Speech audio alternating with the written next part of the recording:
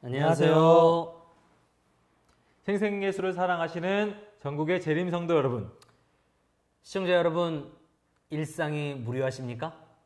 뭔가 가슴 뛰는 것, 뭔가 재미있는 것을 찾으십니까? 그렇다면 하루의 일상을 살짝 바꿔보세요.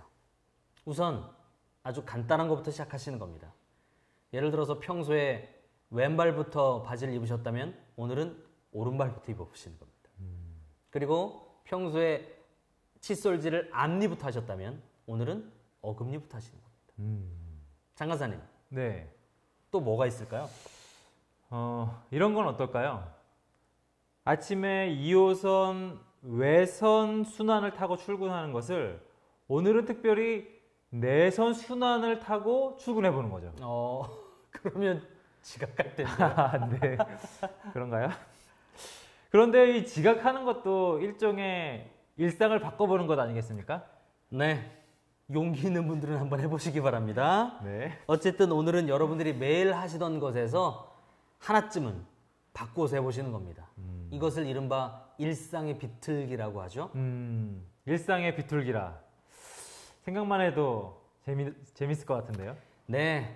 아침에 출근하실 때 아내의 허리를 한번 강하게 안아보시는 건 어떨까요? 아니면 등교하는 아들의 교복 주머니에 살짝 용돈 10,000원을 찔러주는 건 어떨까요?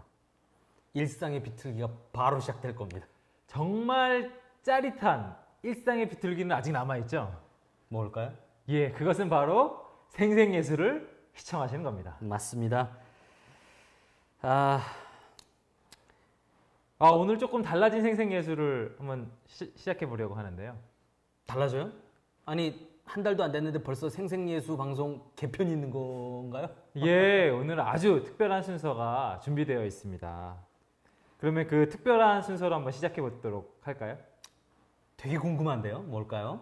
오늘은 10월 21일 화요일, 여러분들이 보내주신 영상을 보시면서 생생예술을 시작해 보도록 하겠습니다.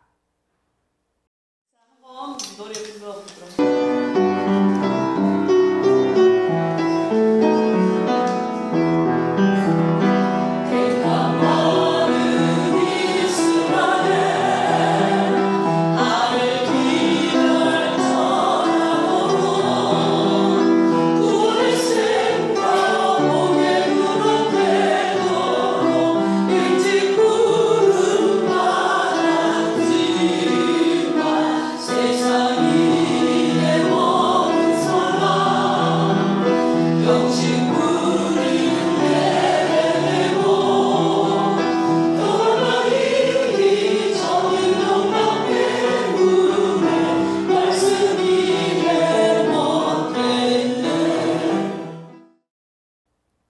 아이고, 궁금해 죽겠어요. 대체 생생예술 방송이 뭐가 어떻게 달라진다는 거죠?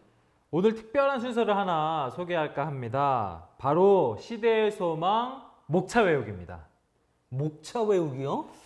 네, 마인드맵 묵상법을 소개해 주시는 조영주 선생님이 시대의 소망 87장의 제목과 주제를 순서대로 암기시켜 주실 겁니다. 그 많은 걸 언제 다 외우죠? 그리고 시대 소망 목차는 우리가 왜 대체 외워야 된다는 거죠? 소장님, 네. 그럼 13기억절은 왜 외우시나요? 암기는 묵상에서 절대적으로 필요한 겁니다. 고대에도 중세에도 망할 상태로 들어갔을 때는 주문이나 경구, 또 중요한 구절들을 계속 암송했는데요. 신명기 6장에서도 말씀을 마음에 새기듯이 암기하라 했고요. 잠언 22장에서도 하나님의 말씀을 마음에 보존하라고 말씀하고 계시죠. 네. 참 기대되는데요. 우리 조영주 선생님을 한번 만나보시죠. 새로운 세계를 여러분들 아마 경험하실 수 있을 겁니다. 한번 보시죠. 네, 조용주입니다. 저와 함께 짧은 시간 동안에 예수를 외우라라고 하는 우리 학교의 표어 중에 하나로 구원 절차 묵상법이라고 제가 이름을 붙여봤는데 한번 살펴보도록 하겠습니다. 예수 학교라는 말이 시대의 소망에 나올까요? 34장 초청에 나오는 이야기인데요. 우리는 그분에게서 온유와 겸손을 배우기 위하여 그리스도의 학교에 입학하여야 한다.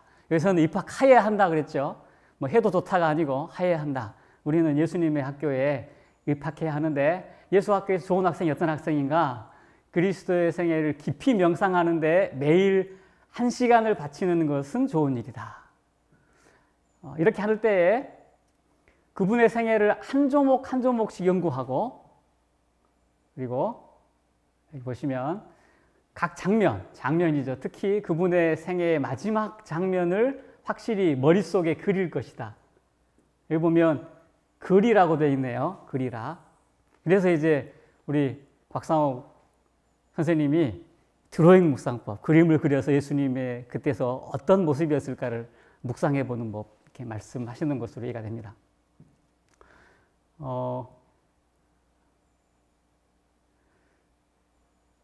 집사님은 예수님 그림이 몇 장이나 있어요? 저는 이런 질문을 받아본 적이 있습니다. 제 마음속에, 제 머릿속에 방금 읽은 대로 머릿속에 확실히 그릴 것이다 그랬는데 장면을 집사님은 예수님 그림이 몇 장이나 있어요? 제가 이런 질문을 받아본 적이 있습니다. 또 이런 질문도 있어요. 집사님은 요사이 어떤 예수님이랑 친해요? 어떤 예수님을 마음속에 자주 생각하고 묵상하기를 좋아하는가? 라고 하는 질문입니다. 제가 또 이런 질문도 받아봤습니다. 집사님은 오늘 예수님이랑 어느 동네에서 놀았어요? 어떤 동네에서 예수님과 함께 놀았느냐? 라는 질문이죠. 제가 사진을 하나 보니까 이런 사진이 하나 있대요. 갈릴리 바다고요. 여기 가나의 혼인잔치로 보여요. 여기는 팔복을 말씀하셨던 축복의 산인 것 같고 이곳은 오병이어의 기적의 장면, 거라사의 광인 장면, 갈릴리 바다를 걸으시는 예수님의 모습. 이 동네 중에 여러분은 어떤 동네에서 머무시기를, 어떤 동네에서 예수님과 놀기를 좋아하십니까? 라는 질문이죠. 이렇게 예수님을 묵상할 때에 우리가 실제 어떤 한 장면을 마음속에 그리는 것처럼 이렇게 그릴 수 있을 것입니다. 예수님께서 이렇게 움직이는 동선에 따라서 발자국을 따라서 하나하나씩 따라가면서 묵상할 수 있겠죠. 예수학교 목표 중에 목차를 외울 수 있다 그랬는데 뭐 목차를 꼭 외우는 것, 목차를 외우는 그 자체가 목적이라기보다 목차를 외우면 예수님께서 어떤 순서를 따라서 어떤 방금 그 지도에 따라서 어떻게 예수님을 따라가는지 우리가 생각해 볼 수 있기 때문입니다. 그래서 이제 구원절차 묵상법이라고 했는데 여기 기차가 있죠, 기차가. 기차에 탄 사람들, 뭐 예수님도 계시고 하영판 장로님도 계시고 홍순호 선생님도 있고 우리 묵상 참 좋아하시는 이유미 집사님도 계시고 하네요. 아이들도 아이들에게 예수님 이야기 해주는 장면도 있는데 여기 보면 마귀가 운전하는 열차도 있을 거예요. 우리가 어떤 열차를 타고 이제 묵상을 하는가 하실 텐데 이 하영판 장로님께서 이런 이야기를 하신 거 여러분 들으셔서 기억하실 겁니다. 중국에서 40시간 넘게 기차를 타고 그리고 침대 칸도 아니고 직각 의자에 앉아서 갈 때에 예수님의 생애를 조목조목 하나씩 가급적 천천히 묵상하는 중에 40몇 시간을 그렇게 자기도 모르는 새에 지나갔더라라고 하는 말씀 기억하시죠? 홍순호 선교사는 이제 그래서 하장로님께서 알려주신 게 이겁니다. 시대의 소망을 하유요산 갈초마나 내 감겠으요.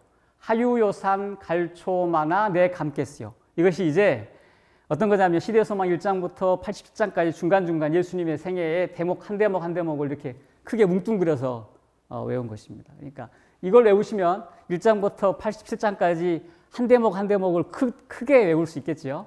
이제 이걸 한번 여러분 오늘 하루 동안 외워보시기 바랍니다. 제가 이걸 외운 다음에 거기에다 하나씩 1장부터 6장까지 7장부터 21장까지 한번 쭉 제가 적어봤어요. 이거를 홍순호 선교사는 뭐라 그랬냐면 이게 뭡니까 이게? 빨랫줄이죠.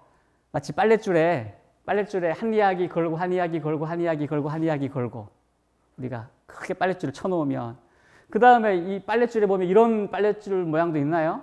꼭 마인드맵처럼 안 생겼어요. 그래서 또 한 이야기, 하라고 하는 이야기 밑에 가면 또 여러 가지 이야기들이 달릴 수 있는 이런 것입니다. 여기 보시면 하라고 하는 데에 하나님이 함께 계시다. 2장 선택된 백성, 3장 때가 참에, 4장 너희를 위하여 구원하셨으니, 5장 봉헌시, 6장 우리가 그의 별을 보았노라 이 얘기거든요. 제가 그거를 어떻게 줄줄이 이렇게 생각을 연상해서 암송할 수 있을까를 생각해 봤어요. 그래서 한 가지 이렇게 생각해 본 것입니다. 하나님이 우리와 함께 계시다. 하나님이니까 일자 생각해 봤고요. 선택된 백성은 선택이라고 하는 것은 기본적으로 두 가지 중에 하나 선택하는 거잖아요. 그죠? 3장은 때가 참인데 여기 보니까 하나님의 대시계는 조급하거나 지체함이 없이 정확한 그때에 이렇게 이루어졌다고, 성취되었다고 하면서 저는 예수님이 몇 시에 태어날까 생각해 봤는데 저 혼자 12시, 3시, 9시, 6시인데 3시라고 생각을 해 봤어요. 왜? 3장이니까. 그러면 너희를 위해 구주가 나셨으니 목자가 제 생각에 4명이었을 것 같은데 제가 이제 연상해서 외우는 겁니다.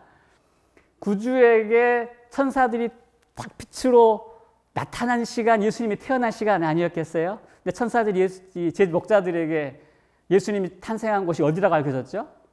뭐 신박동길 81번지, 66번지 이렇게 안 알려주셨잖아요. 강보에 쌓여서 구위에 놓인 아이 이렇게 알려주셨단 말이에요. 표적을요. 그러면 3시에 예수님 태어나신 후에 목자들은 1시간 동안 베들레헴 이쪽부터 이쪽 끝까지 다 놓고 하면서 다녔을 거예요. 여기 애기 태어났어요. 여기 애기 태어났어요. 여기 혹시 강보에 쌓은 아기 태어났어요? 아기가 태어났을 수 있겠죠?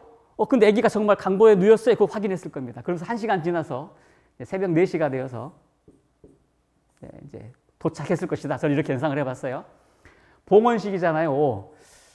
여러분 뭐 아이 낳고 봉헌식을 할 때 대부분 그렇게 했을 것입니다. 5월 달에 봉헌식이에요. 5장 이렇게 연상했습니다. 우리가 그의 별을 보았노라. 맨 처음에는 제가 별을 이렇게 사각형으로 그렸더니 아이들 그림을 보니까 이런 별이 있대요. 이게 무슨 별이죠? 다윗의 별이라고 하네요. 우리가 그의 별을 보았다 그랬거든요. 그의 별. 이 그의 별이 다윗의 별, 메시아였는지 모르겠어요. 보니까 이게 점이 꼭지점 6개잖아요. 우리가 별을 오각형으로 그리는데 유대인들이 그리는 이게 이제 시오니즘과 관련이 있겠습니다만 하여튼 다윗의 별이라고 하는 별은 육각형이라서요. 6장. 이렇게 하면 1장부터 6장의 순서가 머릿속에 정확하게 기억이 됐다. 이거를 제가 저희 집 애한테 해봤거든요. 산책하면서 아침부터 이렇게 해봤어요. 했더니 아이가 이거를 금세 따라 했습니다. 제가 오늘 여기까지 소개를 하고 여러분들이 먼저 그 다음 집에서 한번 해보실 게 하유요산 갈초마나 내 감겠요 여기까지를 한번 순서를 쭉 외우시면 박자를 이렇게 운율을 맞추시면 돼요. 하유요산 갈초마나 내 감겠요 여기까지 하시면 이 하 밑에 이 6가지 장이 들어가는 것입니다. 그럼 내일 또 나머지 이야기를 진행해 보겠습니다. 고맙습니다. 야, 이거 정말 재밌는데요. 그쵸? 네. 이 연상법을 이용한 암기법인데요. 초스피드로 암기할 수 있을 것 같습니다. 개인적으로 전도를 하고 싶으신 분들, 설교 강목을 외우고 싶은데 외우는데 어려움이 있으신 분들은 이 연상법을 활용해서 외우면 아마 많은 도움을 받으실 수 있을 겁니다. 네, 아주 유익한 시간이라서 앞으로도 몇 번에 걸쳐서 이 시간을 한번 준비해 보려고 해요. 네. 댓글로 우리 조영주 선생님 많이 응원해 주시기 바랍니다. 네. 장간사님 다음 순서 소개해 주시죠. 네, 이번 순서는 조영주 선생님의 순서와 아주 잘 어울리는 코너이죠. 시대의 소망의 얼개를 암기하면서 하나의 골조를 만들어 놓고 그 위에다가 나의 경험, 나의 묵상을 부풀려 놓은 벽돌을 또 하나씩 쌓아가는 시간이죠. 비유 죽이는데. 네. 제가 또 한 비유 하지 않습니까? 저도 한번 해볼까요? 이거는 전체로 발사믹 오일을 뿌린 샐러드를 먹었다면 이제는 바로 메인 디시를 먹으라는 거죠. 어때요, 제 비유? 네, 우리 백 소장님은 언제나 먹을 걸로 이렇게 비유를 하시네요. 네. 계속 진행해. 네. 오늘 여러분들이 모두 기다리시는 곽상욱 선생님의 나의 예수노트 시간입니다. 아, 예상했어요. 제가 예상했습니다. 전 국민이 만나보고 싶어하는 남자 곽상욱 선생님의 맛깔스러운 노트 강의. 여러분 오늘도 곽 선생님의 노트를 한번 살짝 훔쳐볼까요? 그럴까요? 살짝? 네, 반갑습니다. 오늘도 우리는 이 시대 소망과 사복음서를 기반으로 해서 하나님의 말씀을 보고 듣고 따라하는 그 훈련을 한번 해보겠는데요.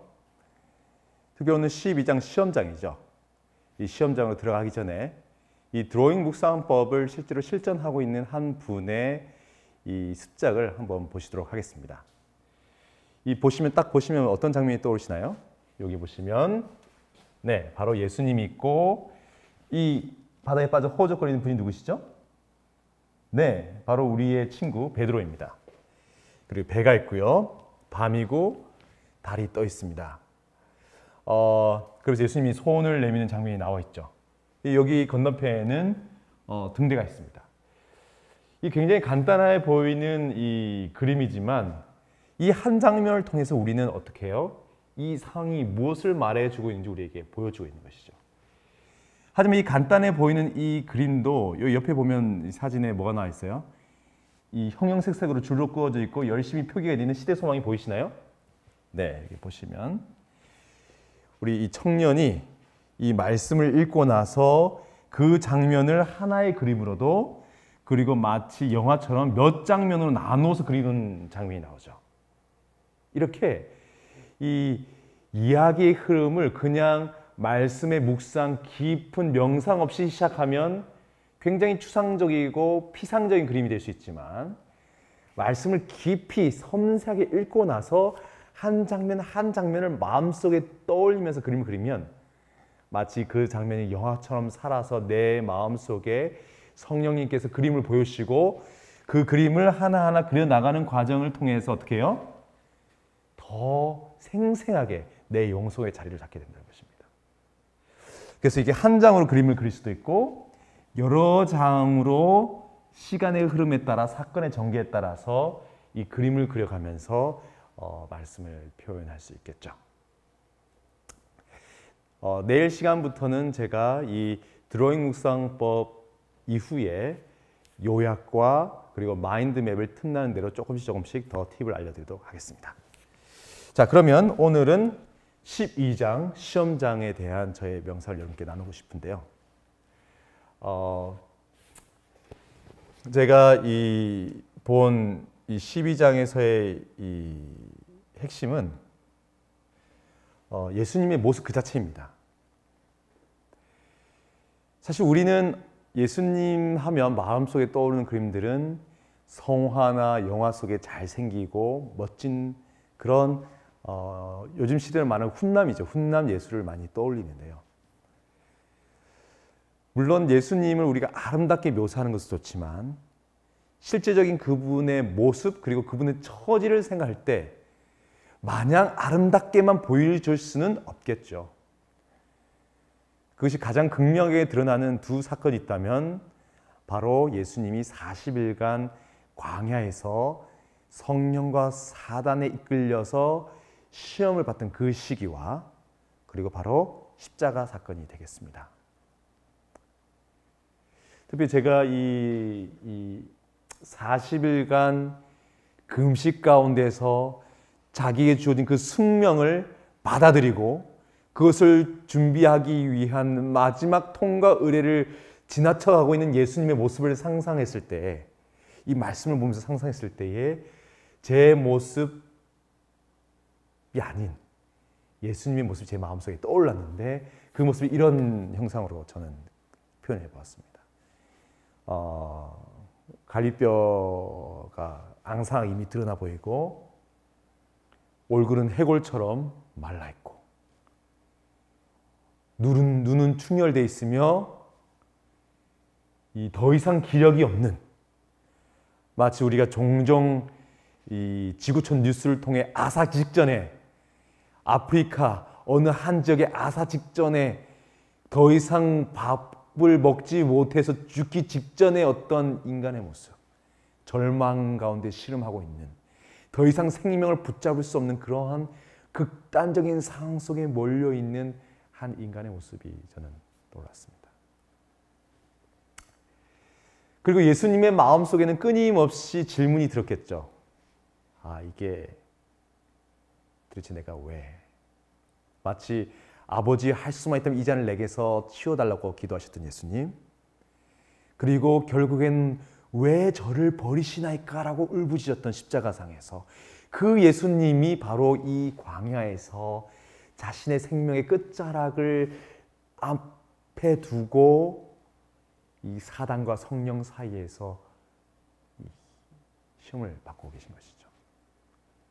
사단이 아마 이 예수님의 모습을 보고 굉장히 비웃었을 거라는 생각을 했습니다. 네 꼴을 봐라. 네 꼬락서니를 봐라. 네가 진짜 하나님의 아들이냐?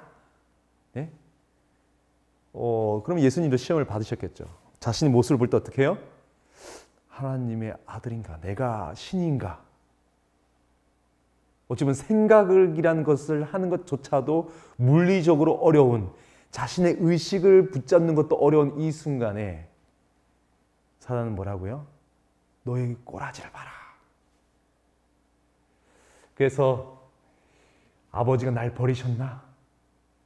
이런 내 모습을 아버지는 좋아하실까? 아니면 이런 나를 경멸하실까? 마치 하늘의 저주를 한 몸에 다 받은, 신에게 단 하나의 한 방울의 자비도 받지 못하는 인간의 모습. 그 모습이 제 마음속에 그려졌습니다.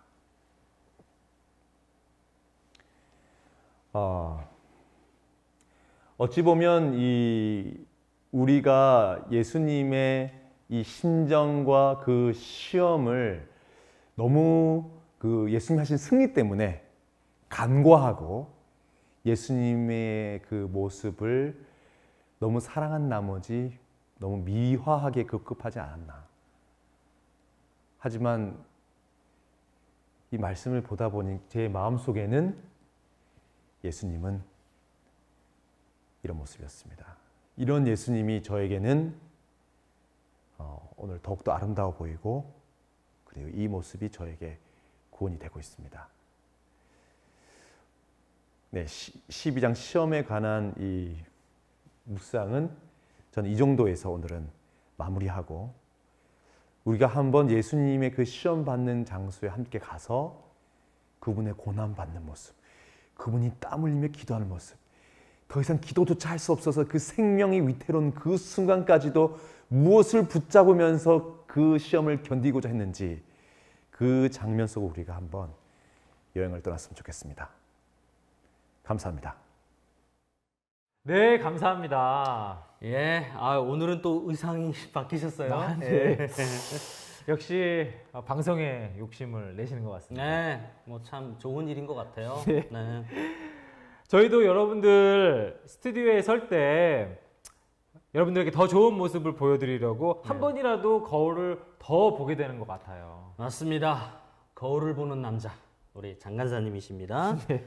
의상이 보시는 바대로 많이 부족합니다. 여러분들 뜻 있는 분들 의상 협찬 기다리고 있겠습니다. 네. 저희들이 연락 주시면 저희들이 감사하는 마음으로 입겠습니다. 감사합니다. 장 간사님 이번에는 웹툰 코너죠? 네, 그렇습니다. 오늘 광민욱 작가의 역작 인생 한번 같이 보시죠. 보실까요? 시대 소망 웹툰 인생 3장 때가 참에 구주의 강림은 예언되었었다. 때가 참에 하나님이 그 아들을 보내사 율법 아래 있는 자들을 속량하시고 우리로 아들의 명분을 얻게 하려 하심이라. 갈라디아서 4장 4절 5절. 하지만 약속의 성취는 지체되었다.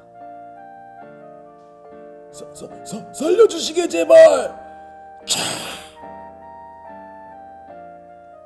BC 170년경 안티오쿠스 4세 위에 성전이 파괴되고 수천 명의 예루살렘 백성들을 학살하는 등 세상은 점점 죄악으로 물들어져만 갔다. 나오라고! 너희를 구원하러 왔다고! 물려라! 어서 나오라고! 나와! 주여! 주시여! 어서 오시옵소서! 무섭사옵나이다! 할머니! 구주의 강림은 자꾸만 더뎌지고 그 시간만큼 구원의 기별은 영생이 되는 진리를 독점하려는 유대인들을 통해 모조 복음으로 전파되었다. 그대가 아픈 것은 그대의 몸이 죄에 더럽혀져 있기 때문이고 그대가 가난한 것은 하나님을 믿지 않기 때문이네. 그러니 나를 믿고 나를 따라오게나.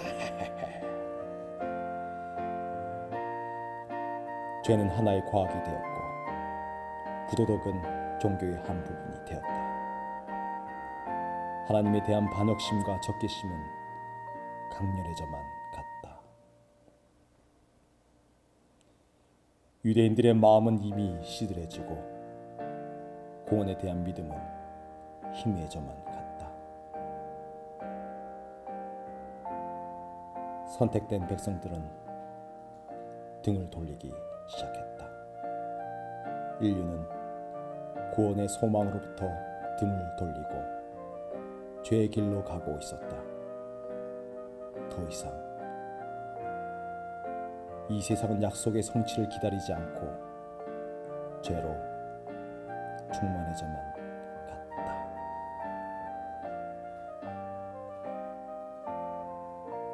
죄의 사슬은 끊어져야만 했다. 때가 참에 하나님이 그 아들을 보내사 율법 아래 있는 자들을 속량하시고 우리로 아들의 명분을 얻게 하려 하심이라. 갈라디아서 4장 4절 5절. 때가 온 것이다.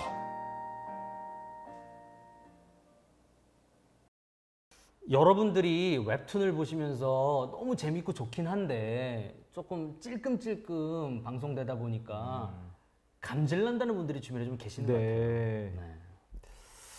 이해할 수 있을 것 같습니다. 원래 이 웹툰은 이 신세대 코드에 맞춰가지고 상당히 호흡이 빠르거든요. 네. 그래서 어떤 웹툰은 한번 꽂히면 거의 하루에 수십 편 혹은 또 수백 편까지 보시기도 하세요. 네.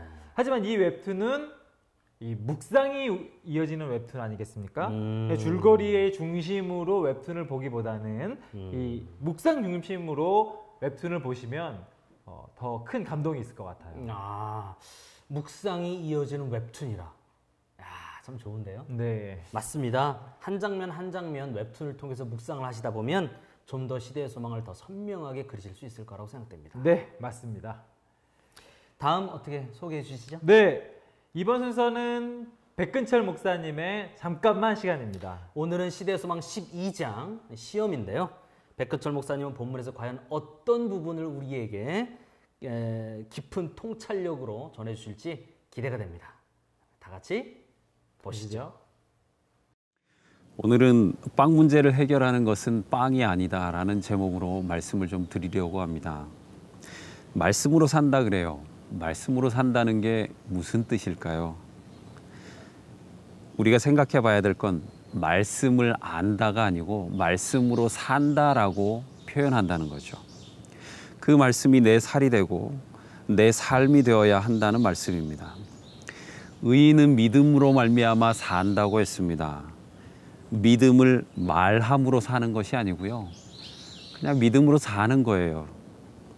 기독교를 삶의 종교가 아니라 말의 종교로 만들려는 시도가 어느 때나 있어 왔습니다.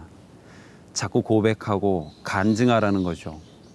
아멘 크게 하고 찬양에 뜨거움이 없다고 하면서 찬양을 힘차게 부르자고 다그치는 사람도 있습니다. 그런데요, 어떤 의미에서는요, 우리 찬양에 메가리가 하나도 없어도 상관없어요. 제가 에덴요양병원에 있을 때 거기 그 노인병동에 어떤 눈먼 할머니가 계셨어요. 병실 방문할 때 할머니 노래 하나 해보세요. 그러면 항상 찬송을 부르시더라고요. 예수 사랑하심은 거룩하신 말일세 우리들은 약하나 예수 권세 많도다. 날 사랑하심 날 사랑하심 날 사랑하심 성경에 쓰셨네. 그 할머니 목소리 힘차고 크지 않았지만 정말 그 할머니의 진실한 믿음을 느낄 수가 있었습니다. 빵 문제가 해결되었다는 한국 사회에서 진짜 빵 문제가 해결되었는지도 의문이지만 정말 빵 문제가 해결되었다고 해서 우리 삶의 문제가 해결되었는지 질문해보고 싶습니다. 돌로 빵을 만들라는 예수의 시험은 그런 점에서 오늘을 살아가는 우리에게 의미가 있는 질문입니다. 그것은 비록 인간이 물질에 의해서 살 수밖에 없지만 비물질적인 삶을 살고 있느냐 하는 질문이겠죠. 무엇을 먹느냐, 어떻게 먹느냐 하는 질문도 중요하겠지만 더 중요한 것은 내가 왜 먹고 있느냐 하는 질문 아니겠습니까? 이것이야말로 정말 원초적인 질문이겠죠. 배고프지? 무조건 먹어 라고 한 사탄의 질문. 이런 가벼운 질문과는 차원이 다릅니다. 사탄은 자꾸 인간의 고귀한 삶을 그저 먹고 사는 문제에만 초점을 맞추죠. 일단 네가 먹어야 사는 거 아니냐? 그렇게 강조하는 겁니다. 그런데요, 예수님은 이렇게 질문하시죠. 과연 너희들의 삶은 먹고 사는 것 이상의 질문이 있느냐 하는 겁니다. 무엇을 마실까, 무엇을 입을까 하는 고민은 공중에 나는 새도 안 하는 고민이라는 거죠. 하나님의 나라는 먹고 마시는 나라가 아니라는 것입니다. 그렇다면 오늘 우리의 고민은 무엇이 되어야 하는가 하는 것이죠. 오늘 나는 그 나라와 그 의를 구하고 있느냐 하는 것입니다. 네, 백 목사님 감사합니다. 감사합니다. 이제 마칠 시간입니다. 어제는 비가 많이 왔죠? 그래서 기온이 뚝 떨어졌는데요. 감기 걸리시지 않도록 주의하시기 바랍니다. 네, 따뜻한 난로가 생각나는 계절인 것 같아요. 저는 군고구마와 호빵이 생각나는데요. 네. 네. 백 소장님은 역시 먹는 걸로. 네. 잊지 마세요. 네. 네, 오늘 하루는 여러분들이 가장 신나는 일을 한번 해보는 날입니다. 저희들과 약속하세요. 여러분들이 가장 재미있는 것을 한번 해보시는 걸로. 생생예수 저희들은 내일 다시 돌아오겠습니다. 네, 구호 한번 외치고 마무리할까요? 그럴까요? 네, 예수를 보고 듣고 따라하라. 아시죠? 일상의 비틀기. 감사합니다. 안녕히 계세요.